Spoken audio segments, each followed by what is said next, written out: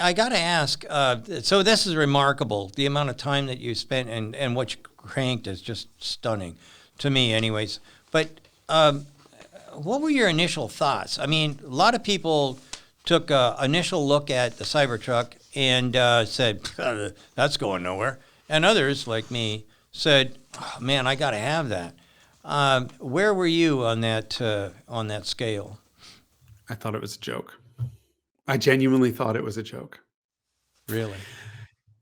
Yeah, and that's the hardest part of this video is that I'm getting a lot of pushback for how positive it was. And I keep hearing from people like, oh, this was clearly a paid advertorial by Tesla. It is 100% wasn't. This was a regular piece of editorial. But this is the lesson for me is that we all go in, we see a shape, we see a car, we know a car company, we know the leaders of the car company and everyone involved, and we make our judgments beforehand.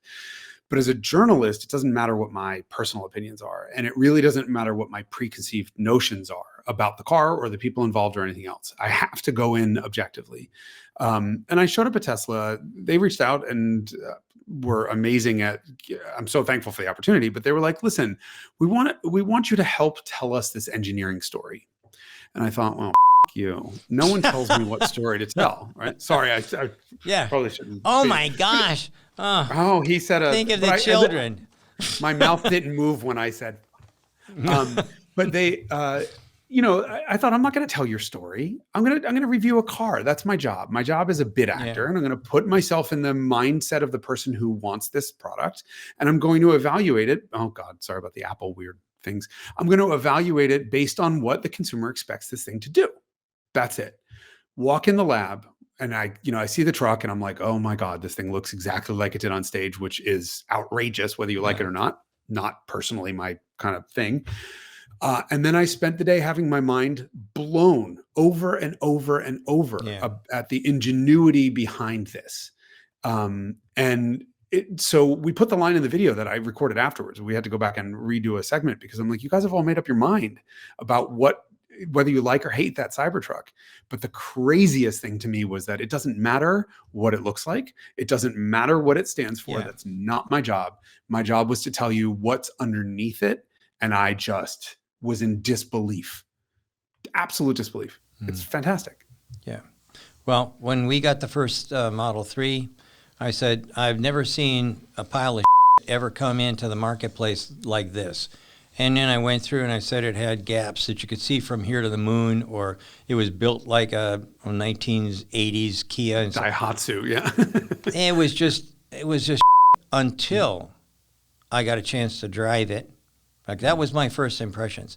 Then I got a chance to drive it. Then we yanked off the body. Holy mackerel. All of a sudden, everything changed. And that's where Tesla's got it all, or had it all.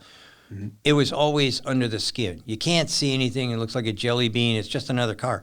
But when you pull the top off, when you pull the body off, and you start looking at all of the other stuff that they've done, that's when it became brilliant. And the Tesla guys hated the Tesla fans. I had a 40 cal under my desk.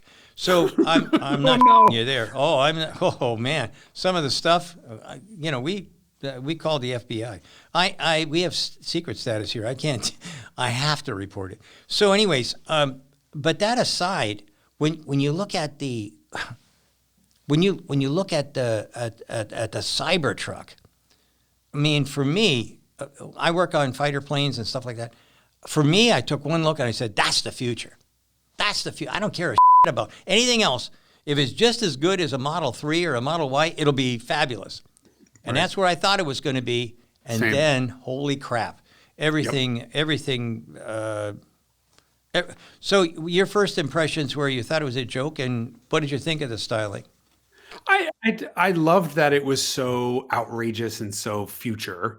I loved that it sort of harks back to the 70s and 80s Giugiaro hard edge wedge shape. Yeah. Everything from the DeLorean, including obviously the texture of the stainless. But I thought, I was like, this is a hell of a styling statement. I don't particularly love the way. Again, my personal what Jason thinks versus what Jason Cammisa thinks are, two different things. I didn't love it. I thought, okay, looks great. It's going to look ridiculous on the road, which will make me laugh because I love the absurd. But then when I saw the number of deposits coming in, I thought, okay, and this is where it's important that I switch to my job. If 1 million people plunk down a deposit on something, it doesn't matter that I don't like it, that it's not my taste. What matters is there's a market for this. People really felt passionately about it. It got everyone's attention, and therefore I give it credibility right off the bat. But I don't, the camera crew was laughing. They said it looks like a void moving through space. It was, the quote from Anthony is, "This is by far the ugliest vehicle we've ever filmed." It doesn't work on camera. It really doesn't, because it doesn't have a face. And so, we as humans, we anthropomorphize everything, and we're looking for eyes, and we're looking for symmetry, and we're looking for all this stuff. And this just violates all those rules.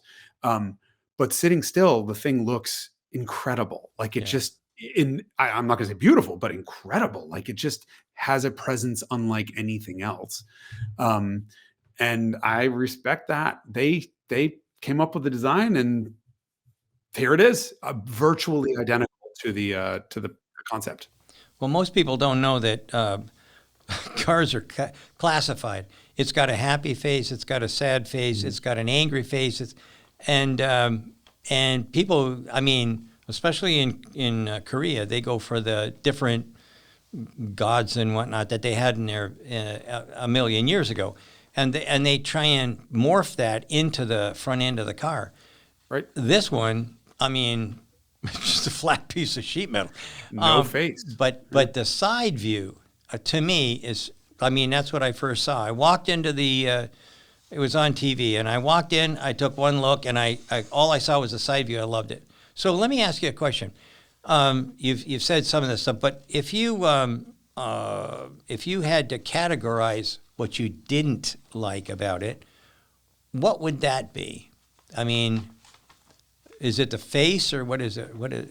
No, I think from an objective standpoint, again, it's like what I don't like. What I don't like for the consumer is the visibility.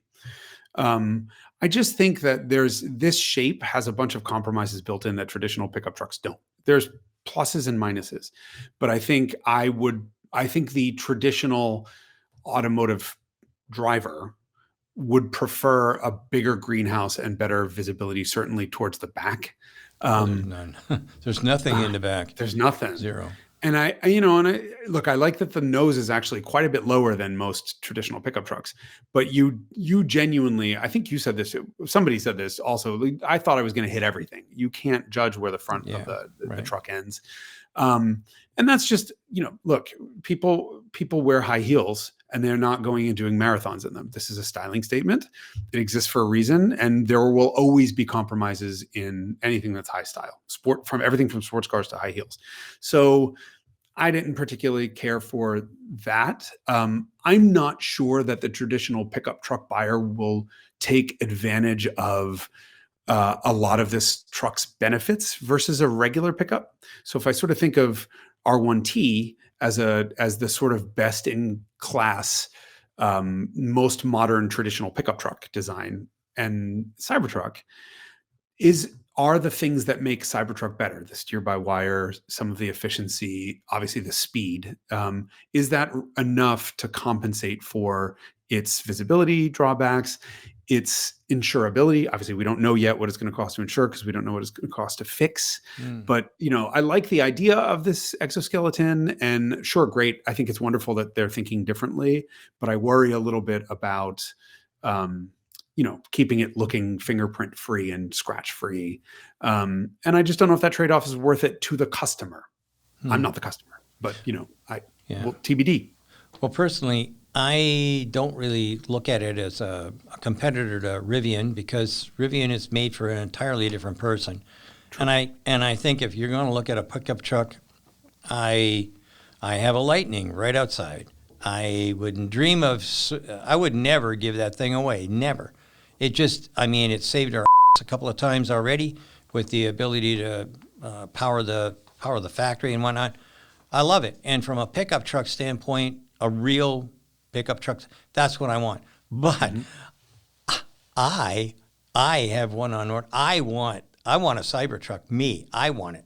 And after driving it, I loved it. I couldn't believe it. The only thing I did have a problem with, I didn't care about the back, because as soon as they said, hey, if you want to look out the rearview mirror, look at it's got a camera. I've been trying to get Nishta to get rid of the damn rearview mirrors already. I want to see here. I don't want to look up and, it's foggy, or my wife was putting her eye makeup on or something. I hate that. I want to just see what's going on, and I love that.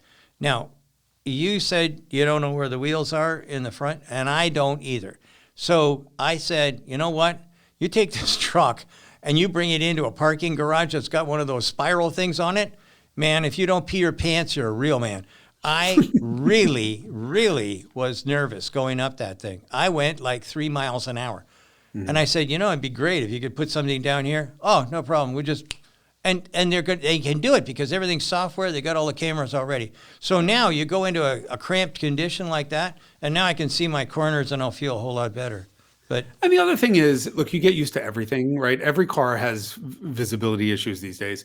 I did really genuinely, that go-kart scene that we did with Randy we did it multiple different times from multiple different angles to capture the video, but we did do 4.5 minutes of flat out as fast as I could drive that Cybertruck around that go-kart track. And I don't know if the video did a really good enough job of sort of broadcasting the fact that I don't think I would have been able to do that in any other truck. I can guarantee you that. The wheel. I mean, you'd never be able to turn the wheel. And what's his name was saying, he's not holding to the track. Holding to the track. I'm surprised it hasn't flipped over. I mean, we did get it on 3 wheels, but really? Well, the problem was, of course, I'm badly behaved, and I asked to turn off stability control, and the only way to do that was to put it in Baja mode, which raised the suspension to the absolute max, and it was porpoising, and it was on 2 or 3 wheels at one point, but we didn't put that in the segment because I didn't think that was fair. But the reality is, I genuinely went for it. I race. I'm pretty quick. And that was everything that truck had. And not only do I not think other trucks would have been able to do that at that speed, I don't think any other truck's brakes would have put up with that. But also I did get really used to the steering immediately, and it became second nature, where I was just too busy trying to look for where Randy was. And then the car shrank around me. So the visibility and where the front wheel stuff are, you get used to that. It's just jarring at first. It's just a barrier.